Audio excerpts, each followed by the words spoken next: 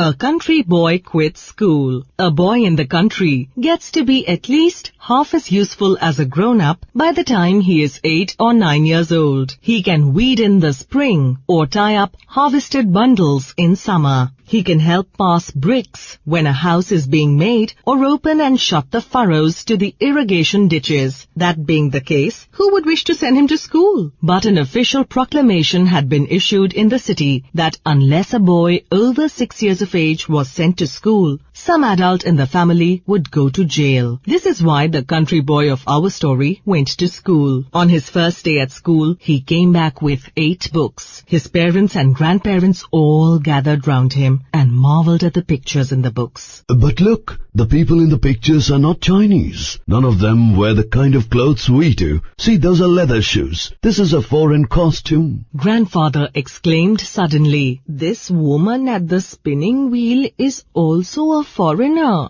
Grandmother noted, "She uses her left hand to spin, but we use the right." The teacher says that the books cost $1.20. The boy interjected, and his statement stunned everyone like a clap of thunder. Grandmother was the first to speak. "The cheek of them! First we have to send our boy to them, and then they make us pay for the books. He's hardly gone to school for a day and it has cost us more than $1 already. Who can afford such schools?" I should think one book ought to be enough to start with. They can get another after they have finished that. Grandfather said. "Moreover, why should it cost so much when there are only 3 or 4 characters on a page?" Grandmother wanted to know. The books they had marveled at a few minutes before had suddenly become a cause for depression. The family discussed the matter at supper and all through the rest of the evening. They finally decided to accept the calamity and pay the amount required, since it was the first time. To make up the sum, the boy's mother had to contribute the money got from 2 pairs of earrings that she had recently sold. His father gave him a solemn lecture. "We are sparing you from work and sending you to school, even though we cannot afford it. You will be very ungrateful if you don't study hard and learn something." The boy took his father's words to heart and set out for school the next day at dawn. When he got there, the porter told him he was too early. "Classes don't start till 9 and it's now only 5:30. The teacher is asleep and the classroom is locked. You had better go home." There was nothing for the boy to do but to run back home. Grandfather was sweeping the yard when he suddenly caught sight of the boy. "Look at him," he shouted. "It is only the second day and he is playing truant already." The boy was just about to explain when his mother gave him 2 slaps and made him tend the fire for breakfast. Needless to say, the price of the books they had to buy had a great deal to do with their temper. When the boy went to school again after breakfast, the teacher was already on the platform and speaking on the subject of being late to school.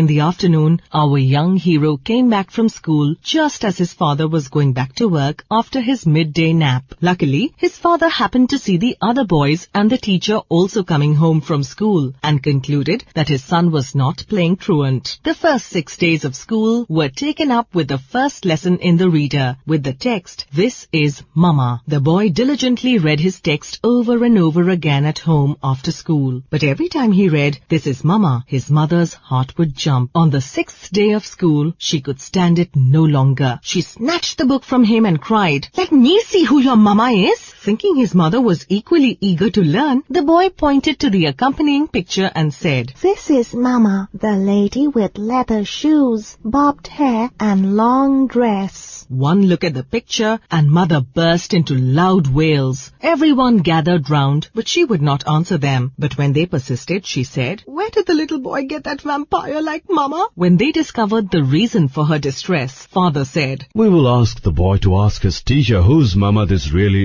is. Maybe it is the teacher's mama." The next morning, the teacher said to his charges, "One who wants to learn must not be afraid to ask questions. Anyone who has a question should put it at once to his teacher in school or to his parents at home." At this, our hero stood up and asked, "The reader says, 'This is Mama. Whose Mama is she really?'" The teacher answered patiently, hastily. It is the mama of anyone who happens to read the book. Do you understand now? No. The boy said. This embarrassed the teacher a little, but he remained patient. Why don't you understand? Baldy is also reading this, but his mama is not like this lady, The boy said. Baldy's mother is lame in one arm and has only one eye. Sayo Lin said. and you have no mama at all. She died a long time ago, said Baldy in self-defense. Don't talk amongst yourselves, Said the teacher hastily. We are going to do the second lesson today. This is Papa. Look everyone, this is Papa, the man with spectacles and parted hair. After school, Mother was still worried about who the woman in the picture was. But when she heard her son repeating, "This is Papa," she did not dare to pursue the question, being afraid that her husband might want to know when she had found a new Papa for their son. She could not understand why the book insisted on presenting people with Papas and Mamas when they had them already. A few days later, the boy learned 2 new sentences.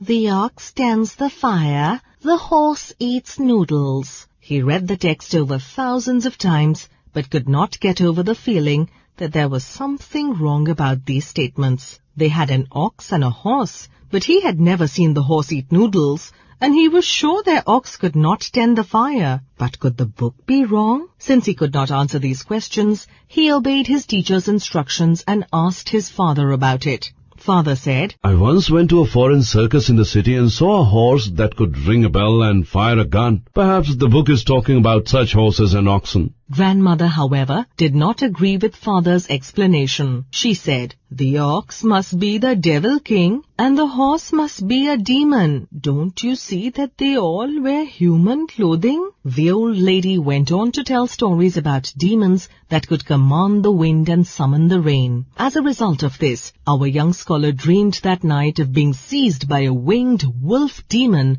and woke up crying. The following day, he asked the teacher, Is this ox that can tend a fire a foreign ox? The teacher laughed and said, You are too literal. The book has only made those things up. It is not true that horses really eat noodles or that oxen can tend the fire.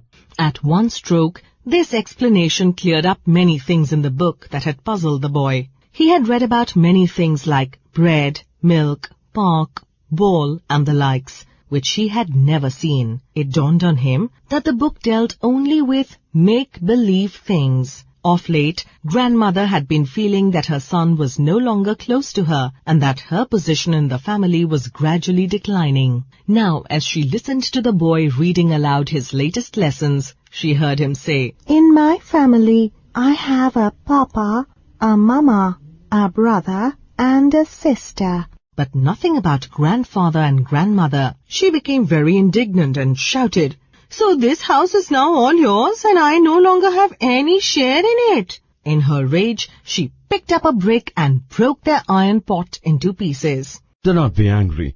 The boy's father pleaded with her. We will not let him read this kind of book any longer. I would rather go to jail. And so the next day, father discharged a day laborer and the teacher marked the boy's absence in the record book.